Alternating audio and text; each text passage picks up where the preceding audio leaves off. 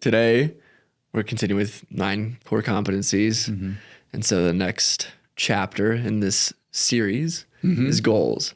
Goals. Which is a fun one. I think an idea that many people out there have covered. Right. Everyone's talking about goals and how to set them and achieve them, and why they matter. Everything from manifesting and vision boards and all that, which we're not going to get into. You don't want to build a vision board right here for the audience? Let's put some just like a Pinterest thing right there. It's like a... You know what we should get is Play-Doh, and we could write the words goals with Play-Doh. We should really do that. It's like I had a friend who knew many in the audience would know, and his vision board is like a Rolls Royce and a private jet. And I was in his college dorm room, and there were a lot of other things there, but I thought that was really funny. Gotta love it. Yeah. Dream. Right, we defined things as compelling, audacious goals. Right. We use that terminology for a reason. So why? I mean, the honest answer is everybody's pretty familiar. Lots of people are pretty familiar with big, hairy, audacious goals. That's a Jim Collins term. And I think it goes all the way back to Built to Last, certainly Good to Great. And, and the research that was done way, way, way back then was that these organizations, these companies that had long-term big goals that they drove to perform, it was one of the reasons why they performed better. And they performed better because there was this focus and there was energy, right? So obviously if you say, well, I want to go do something, incredibly huge and whatever, but there's like no bloody way it's going to get done, or it's silly, or right. So the concept is, you got this focus on this long-term goal that's large, but it actually is doable, and it's energizing. It's like, you can talk about vision boards, right? You can close your eyes, you can imagine being there, and they work for a whole host of reasons, not just the energy. But they work for the focus, and there's something that everybody in the organization should be aware of. And it's like, is it consistent with our goal? Is it consistent with our compelling, audacious goal? One of ours, which we kind of didn't really talk about much on purpose because it's kind of personal, but I think people are aware of is, we want to be one of the most trusted brands in the world, right? And so we talk about that pretty much every single day, right? Is the work we're doing building trust? We talk about the 3 dimensions of trust. This is not the purpose of today's discussion, but it really does align people around things that help you make decisions. Then there are other goals that are like, that's an interesting one, but the goal of serving 10 million people is another one of our compelling, audacious goals. And that's, think about what kind of company will be at the end of 2030 if we achieve those 2 goals. That's pretty cool, right? And that's not a small company, obviously. When you have these big, compelling, audacious goals, it also gives people a sense that their own individual goals. Right? If we achieve those goals, you can achieve your career goals and not just career goals, but financial goals as well, right? And so, when our dreams are big enough to accommodate and excite the dreams of all of our employees, and even more than that, right? Because if we achieve all this, we're going to actually do a lot of great things for all of our ideal stakeholders, right? If you were a vendor and you joined us on this journey and you grew with us, that's huge, obviously. If you're an investor, that's going to be okay because it's probably going to be a pretty good situation, right? So that's going to be okay. And then, of course, there's going to be tons of room for people to grow, in terms of their skills, experiences. Obviously, that improves their value in the world, means they make more money. And so, it serves a whole host of purposes, and it's not. And you talk about focus, align, and thrive. So if we're progressing towards our goals, we're focused on our goals. If we're progressing towards those goals, we're all aligned because we know these are the things that really, really matter. And if we're enjoying all the work that we do, we're going to be thriving, right? So we talk about focus, align, and thrive. So It's an important ingredient, I think, in terms of building, a great company. Right. We're thinking about them almost as little landmarks, right, out on our path forward. Yeah, we talk, and as I like to talk about, those, if there's two of them, they're both stars, and they're part of this northern constellation that lights the path forward. And if you do them right, they're not like two different stars, right? Because that wouldn't really work very well unless you're like, well, one's on the way to the other one. Yeah, or no, I'm staying in between. Right, I know to stay. I'm going. There's two of them up there, right? And I'm going between the two of them, right? So I'm using that to navigate towards, that place. So I think it works. I was going to say, I kind of think about it more in terms of they're in different dimensions. Yeah. Right. Because we have in some way, right, these goals are really condensing and distilling a lot of the values and the ideals and the vision and everything in terms of, okay, at this point in time, what do we want this thing to look like in a very distilled sense? Yes. And when you have, for us, we have, right, I think 2 main goals. Doesn't really matter exactly what those are, but within our 10-year picture, we have those. And I think that those, one being very value-based, and one being more objective. Yes. Right? And so those are 2 different things. Yeah. They don't necessarily conflict with each other whatsoever. Right. But then there are going to be instances where we make a decision and it favors one over the other. Oh, 100%. Right. Yeah. And so hopefully not.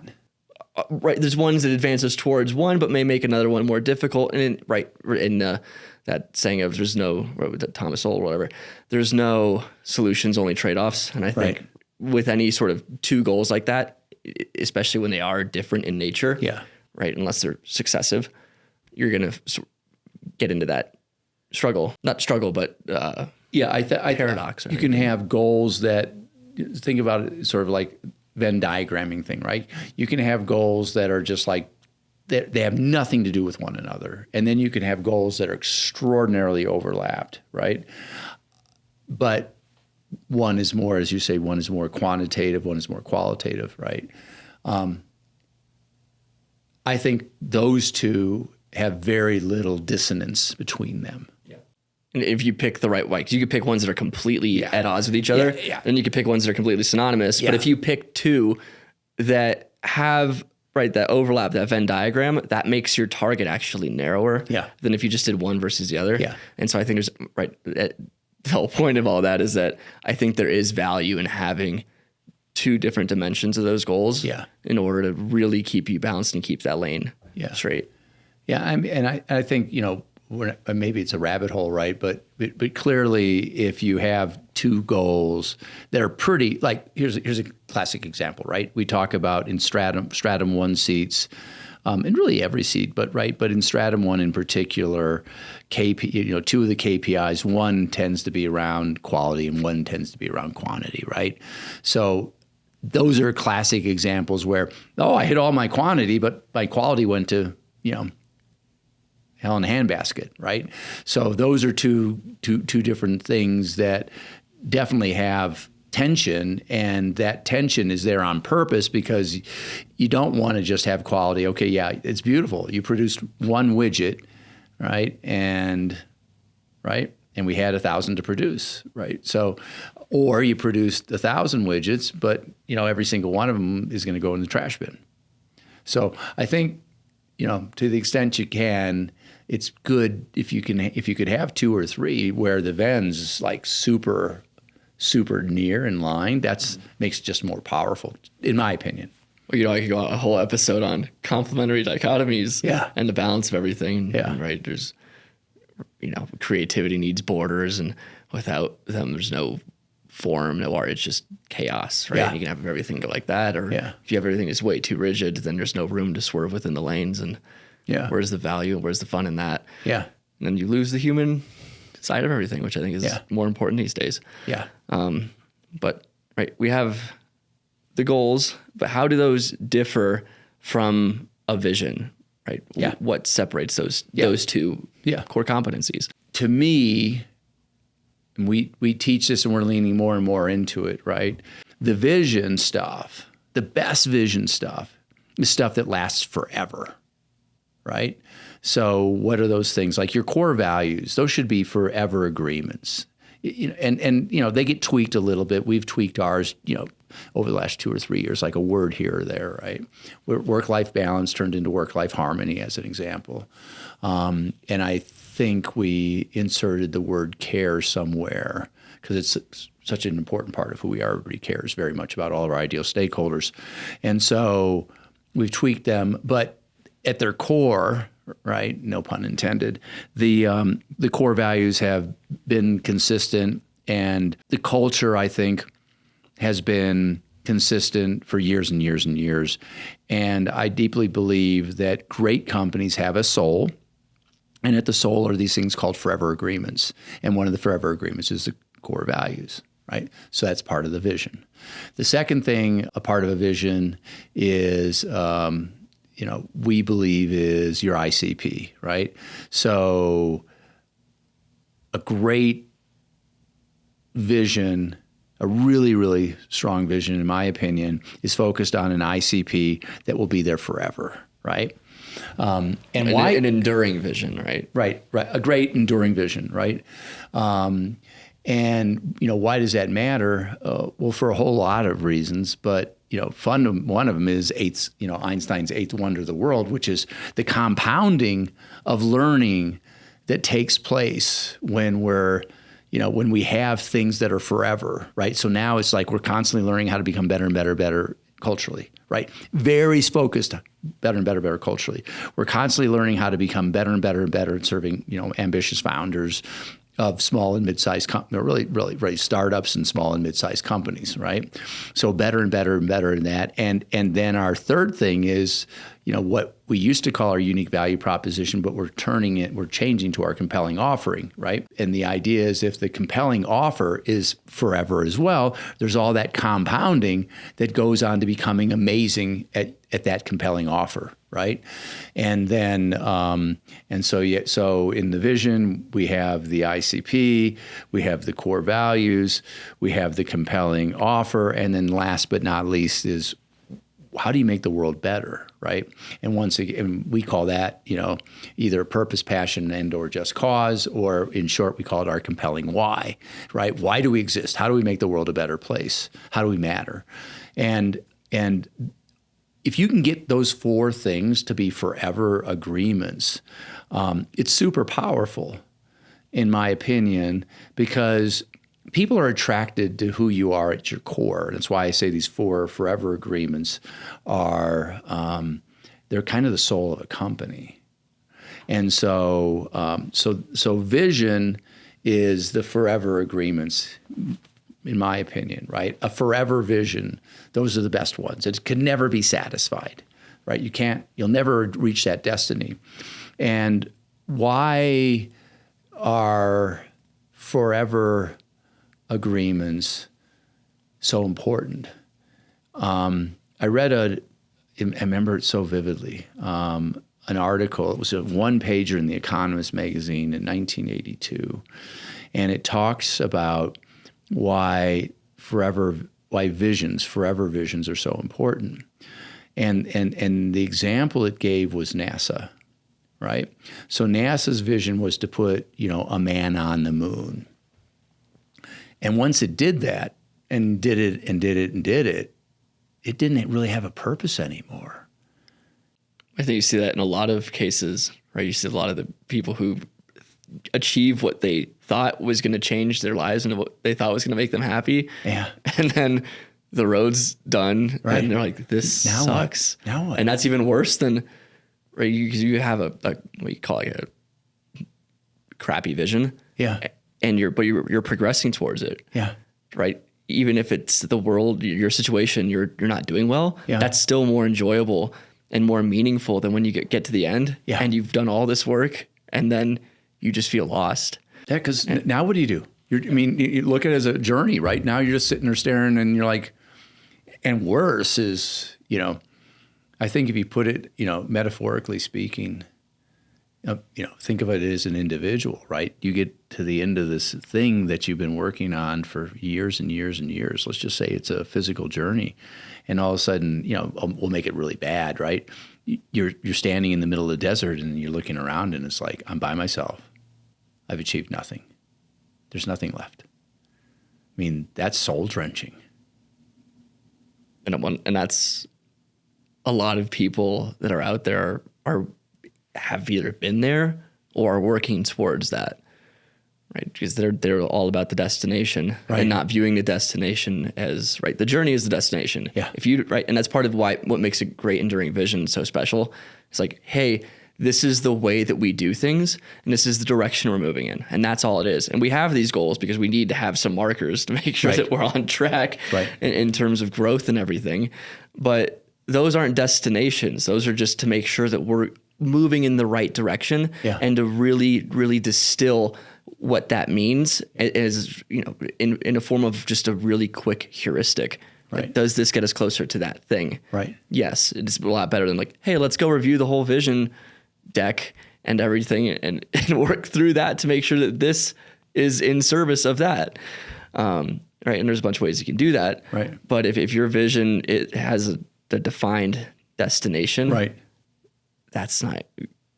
The unhappiest people in the world are people who want to be happy, right? You don't make money because you want to make money. You make money because people value what it is you do.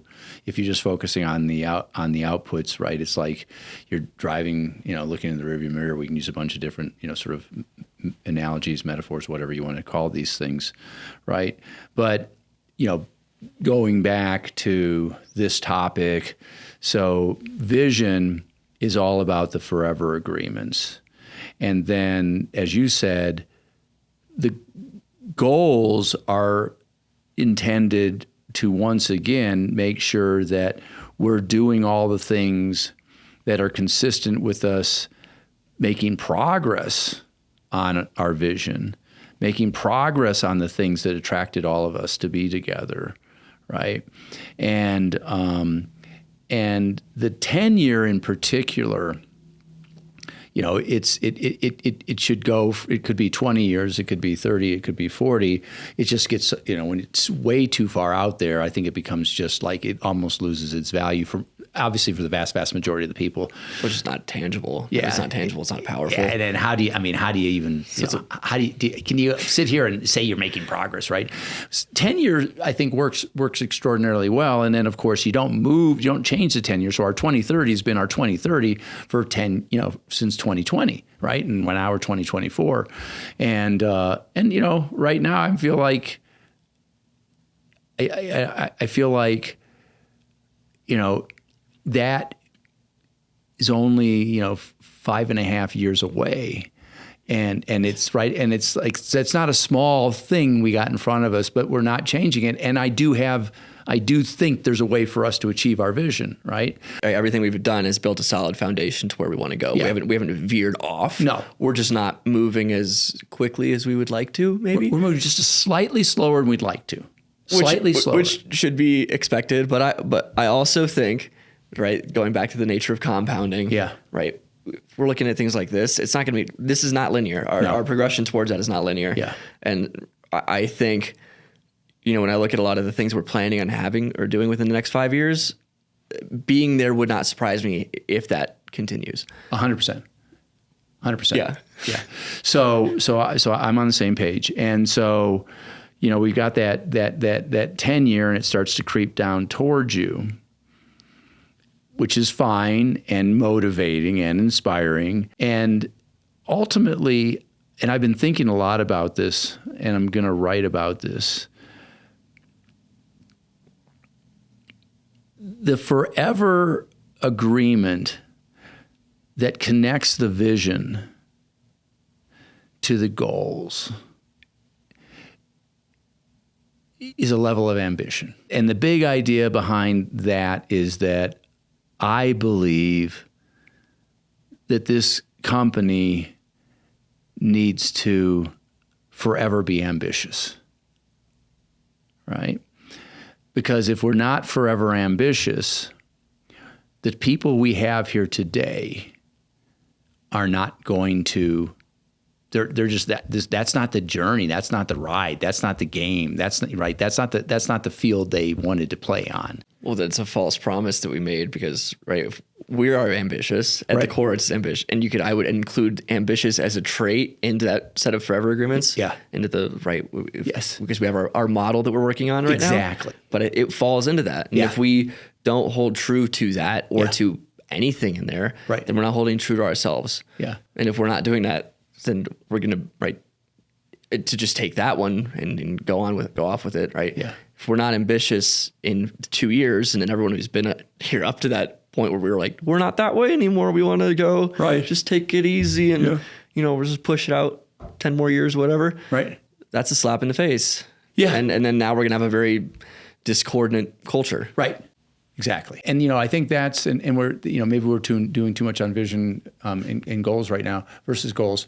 But, one of the things I deeply believe, and I'd love to do the research, and maybe I've even said this before on one of these podcasts, is that, when a CEO comes in and they take over and they want to rip out something that's core, that's what causes problems in companies, right? It's like all these people up until you, Mr. New CEO, came on board, they were all here because of our core values. They were all here because of our compelling why. They were all here because of our compelling offer. They were all here because they love serving this ICP, right? We all love serving the small and mid-sized businesses.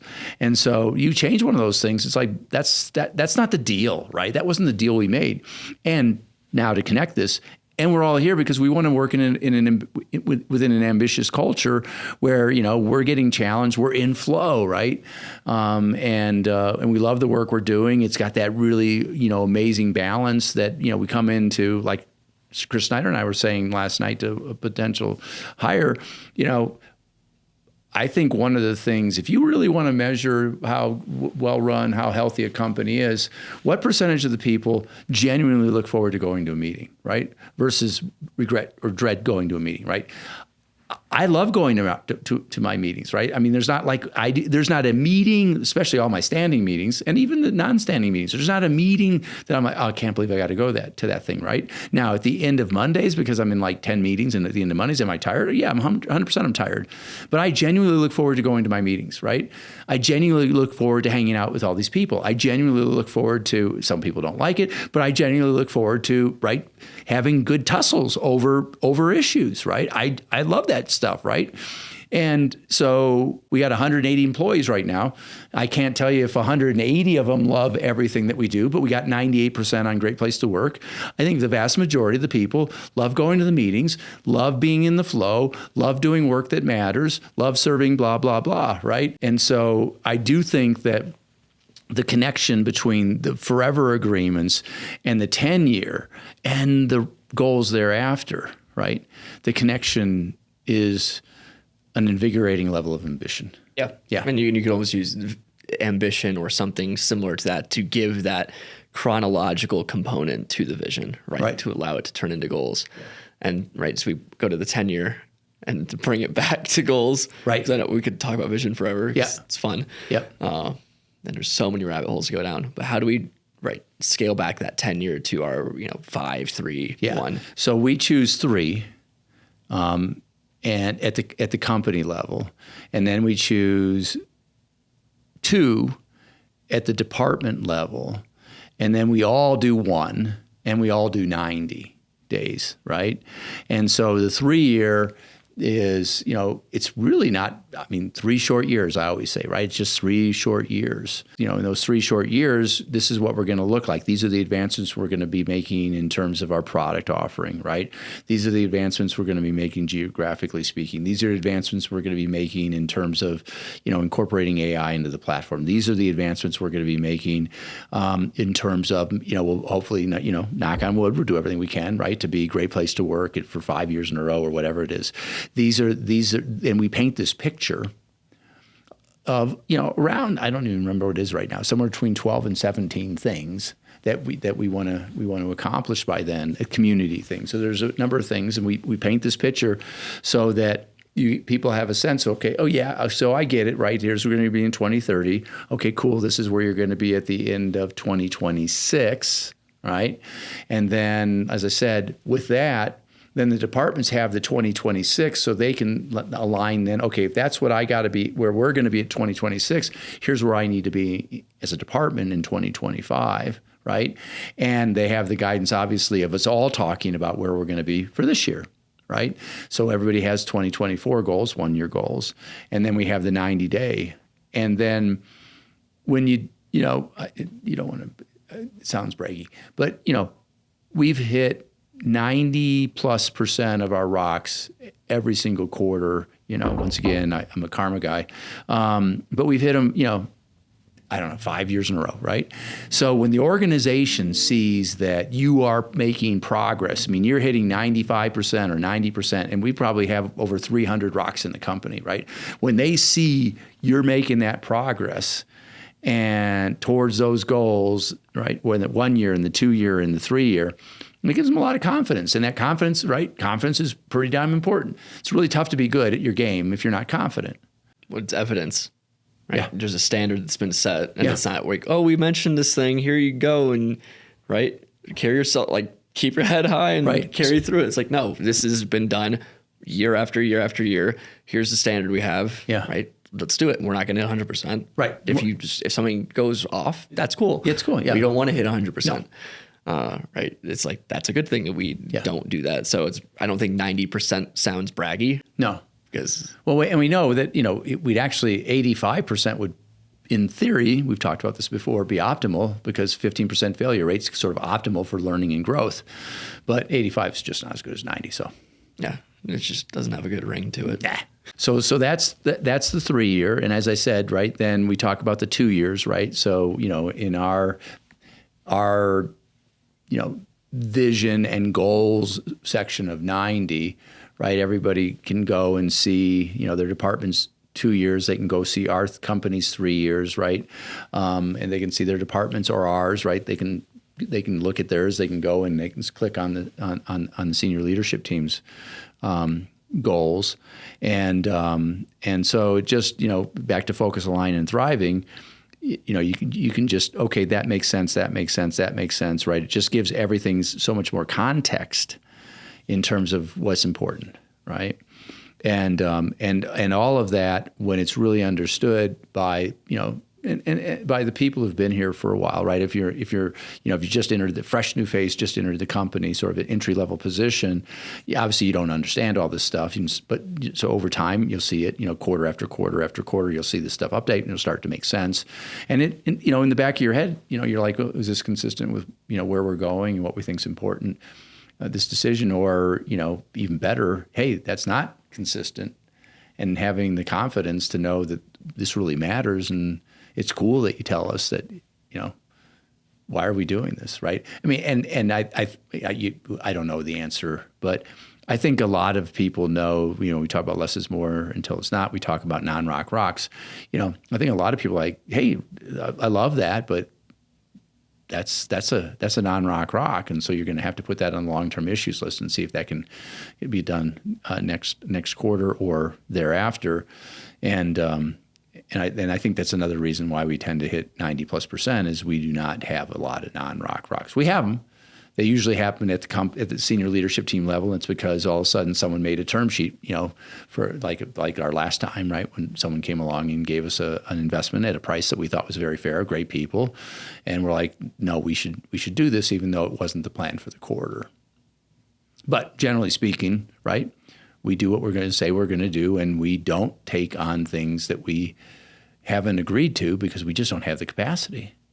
And that becomes sort of a cultural attribute for us, right? And you see a lot of new people come in and adjust that quickly, and it's fun to see when somebody is newer and then they call something out like that. Yeah. That always makes me happy because, right, strong cultures are self-reinforcing. Yeah. the new people become the culture doesn't become the new people. Yeah. And I think now and in the past year especially, we've done it feels like a very good job with that.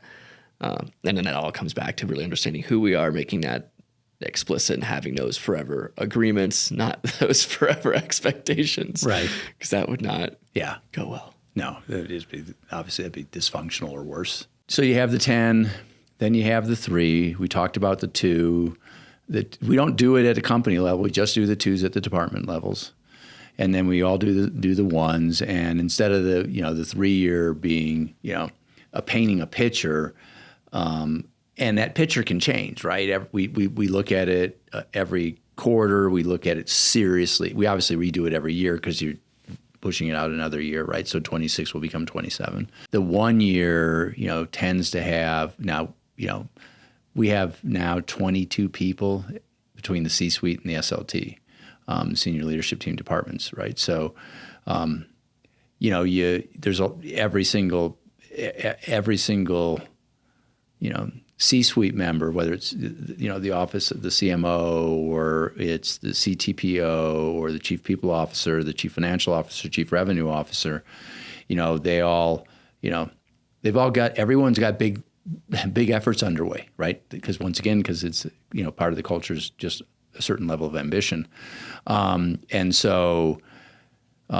You got to decide, okay, so what are the 7 things or the 3 things or 4 things this year that you want to get done? And the truth is, we have probably performed less well on the 1 year goals. We've probably performed pretty well on the 3 year. We've performed very well on the 90 days. And the 1 year goals, as a percentage, I would say we have probably been more like 70, 75% than 90%. Because, if you have 7 and you miss 1 or 2 and things happen during the year and you just don't have any choice but to change, we've never hit 100% of our company goals. 1 year it was because, it was a bad reason, in my opinion, that we missed one of them. It was just like, there was not the proper communication going on. That was one of them last year we missed because it was just like there was just not good communication. That's obviously my responsibility. But it was one where like 3 different departments were depending, and on each of them ended up pointing their fingers at one another 9 months into the year. And it's like, we can't get this done. And I felt like the person who I felt there was a goal owner, but the goal owner didn't have the hard conversations is the best way of putting it. So, so that's, being open and honest and vulnerable. That's the one area where I think we've been, I think 1 year is a tricky spot because I think 90 days is you can control it. And then 1 year can fall vulnerable to compounding issues of not working in 90 days. Yeah. Right. It's like, if the 90 days, right, we can figure that out. And if something is an issue, you get it right there.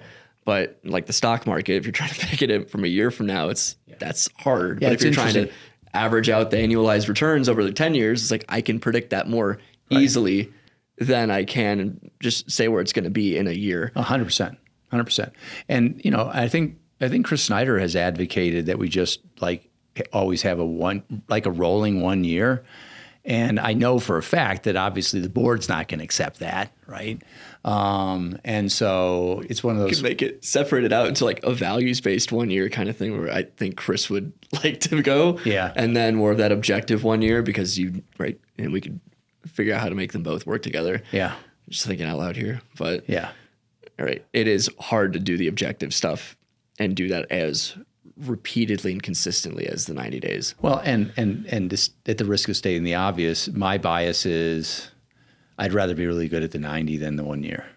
Right. Because if I think no matter the system, if the system is run well, then and the goals are set appropriately, the 90 days are going to be better than the 1 year. Because if your 1 year is better than your 90, I think that by default makes your 1 year not as ambitious. Right. Or not equally as ambitious. Something's weird there, right? Right. Something's off because it should always be lower. Yeah. Or less achievable. Yeah. Right. And then things can start to average out, and it'd be interesting. And I know probably I'd be able to have better insights into this in the future. But what is the success rate of this leads to, right? What's your ROC success rate? Right. Indicates this range for 1 year goal success rate, and this range for this, and this range for this. And you could kind of chart out based on these inputs where you're likely to end up. Right. Yeah. When we have all the data, it'll be interesting to see that. And so, but it's interesting because I obviously we've, if you bought into the theory, we're damn good at the rocks. And, I would say we're, I'd say we're average at goals. That just feels like not the fun note to end this on. Just like we're not very good at goals after we just. I said we're average. I say we're average on it, right? And I think it's, but the to be fair to us, there's the dynamics over the last bunch of years. Our relationship with the U.S. is an example, and other things. It just hasn't been it hasn't been like we've had this normal existence. It's not a smooth road, but we wouldn't take a smooth road. No. And right, I think that we're going in the direction of the goals. That's not. Yeah, that hasn't changed. That hasn't changed, and that's consistently great. And our vision hasn't changed. No, and I think that is because the vision's. Culture hasn't changed. So right. So even if we're not hitting things on time, right, we're still moving in the right direction. And right, I none of this is easy. No.